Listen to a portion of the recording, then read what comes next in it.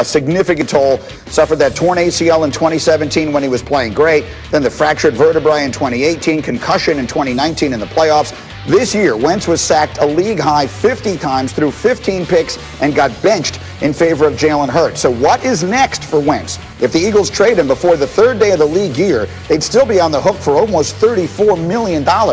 Yesterday, here's what Shefty had to say about his expectations.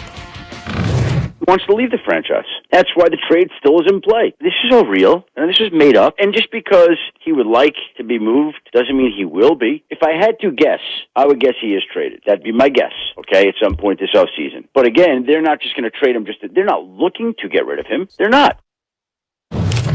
Okay, but when Shefty says things like, if I had to guess, I would guess he'll be traded, the world just stops, and for understandable reasons. And we all know Shefty well enough to know he doesn't just say those things haphazardly. So, Dan Graziano, what can you tell us about the insight? Because this seems contrary to the moves they've made so far this offseason.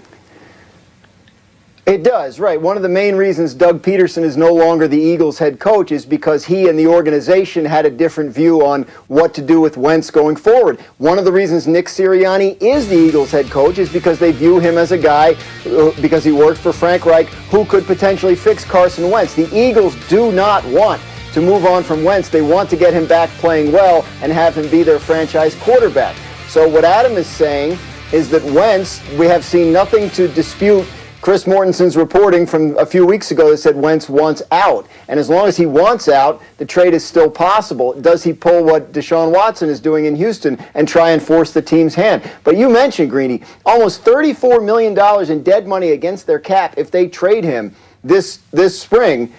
That's a lot more. Jared Goff is costing the Rams $22 million in dead money this year, one of the highest figures ever. So it's a lot more complicated and difficult for the Eagles to move Wentz, even than it was for the Rams to move Goff. And I think that's important for people to remember as we go forward here.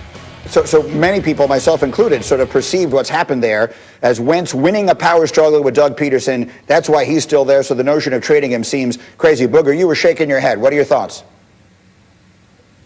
Well, Greeny, because I don't think he's going to get traded. Listen, down in Houston, we have a quarterback that's trying to get everything he wants, and the organization doesn't seem to want to give it. In Philadelphia, they're trying to give Carson Wentz everything he wants. They're bringing in a coach from Frank Reich and Nick Sirianni that basically says, hey, go in and fix Carson Wentz. Jalen Hurts probably earned the right to be the starter going into the season, but I guarantee you he's not going to be. At the very, very worst, it's going to be a quarterback competition. So what does Carson Wentz want? We're giving you everything you want in this organization, but you still want out?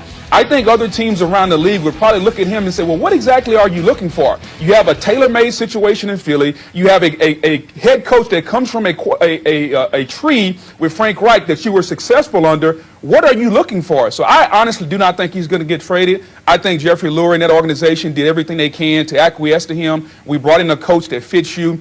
I just don't think. I love Shefty, but I just don't think Carson Wentz is going anywhere. And it's going to be a quarterback competition between Wentz and Jalen Hurts going into the season, and may the best man win. Well, to be clear, I think what Shefty is saying is Wentz may still try to force this, that nothing that has happened has changed Wentz's view on the thing. We all get the Eagles don't want to do it, Lewis. So where does it go from here? Yeah, look, I right now I just don't understand where Carson feels as though his bargaining power really is coming from. Because, look, if he were to sit there and assess his own performance value relative to his cost, what acquiring team right now is going to be beating down the door of the Philadelphia Eagles to get him? Because given all the things that he struggled with this past year, and I'm a defender of Carson Wentz, I still believe that the young man has a great career ahead of him, provided he gets his act together.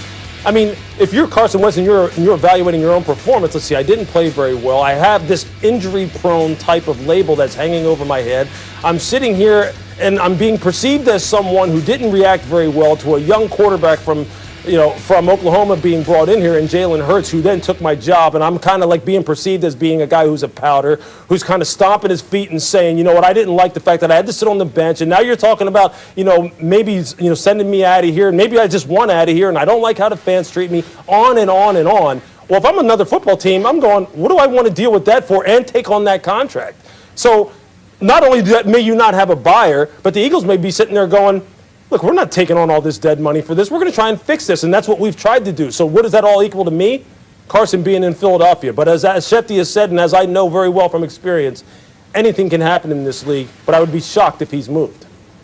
It is remarkable. We ran through all the injuries that Wentz has had. If the one thing that winds up getting him out of town is a case of hurt feelings, that would really be something. But that feels like where it might be going. At least that's what I think Shefty is suggesting. Then there's this. As we work our way towards Super Bowl 55, Aaron Rodgers continues to find himself a spectator, again falling one game short, this for the second straight season. What does the future hold now with Jordan Love waiting in the wings? Well, Brett Favre is a guy who's been there before. He knows, and here's what he expects. Somewhat similar to mine and Aaron's situation. Aaron is a tremendous player and has been for that organization a long time. But at some point, if he continues to play, you have to figure out, what do you do with the guy that you think will replace him? Do you give him a blockbuster deal without him really even proving that he's worth it? Or do you trade him and do whatever and then run the risk of an aging quarterback falling apart at some point the next season? I don't see any decline in Aaron's game, but we're not getting any younger. So I just listened to that, and I'm trying to figure out Dominique, what do we take away from that? Well, I mean, I think it's kind of ridiculous that they might try to trade Jordan Love, because Jordan Love probably has no value at this point. No one's seen him play, and as soon as they announce that Jordan Love might be on a trading block, people assume that it's because he's not good, not because they're trying to build around Aaron Rodgers. So, I mean, I think Brett Favre didn't say anything there that was untrue. You're right. At some point, Aaron Rodgers is going to be old, and at some point his play is going to fall off the cliff. They can choose to turn to Jordan Love a season too early or a season too late. That's the choice that they're going to have to make. But I think that trading him right now, they get nothing. Then they wasted kind of a first-round pick, because they're certainly not going to get a first-round pick back. Well, that's remarkable if you think about it. Last year, to your point, we've seen absolutely nothing from Jordan Love since he was a first-round pick last year. So it's sort of like that thing where you drive a car off a lot and it immediately loses all of its value, even though it's only gone 1 mile. Booger, what do you think? You know, I think Brett Favre is making the rounds during Super Bowl week, and he's kind of talking too much, Greeny. Understand this.